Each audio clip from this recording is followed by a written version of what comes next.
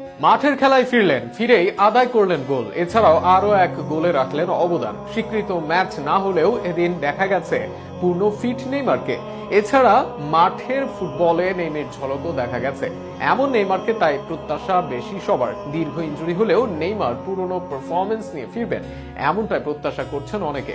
মাঠে নেমেই নেইমারের গোল ও তাকে ঘিরে দর্শকদের পুরনো প্রত্যাশাকে ঘিরে বিস্তারিত থাকছে প্রতিবেদন। অপেক্ষা অপেক্ষা অপেক্ষা অপেক্ষা এতই দীর্ঘ যে নেইমারকে এখন মাঠের ফুটবলে দেখাই ভক্তদের জন্য বিরাট স্বস্তির। সেই মাঠের ফুটবলের সাথে যদি দেখা যায় নেইমারের গোল, তবে সেটা যেন দর্শকদের করে আরো আনন্দিত। সেই আনন্দই যেন দর্শকদের দিলেন নেইমার জুনিয়র। বহুদিন পর মাঠে নেমে ম্যাচ খেলে গোল পেয়েছেন নেইমার, জানান দিয়েছেন নিজের ফিটনেসের কথা। যদিও কোনো স্বীকৃত বা প্রতিযোগিতামূলক ম্যাচে গোল পাননি নেইমার, তবুও আলোচনায় আছেন জুনিয়র। নিজেদের মধ্যে প্রস্তুতিমূলক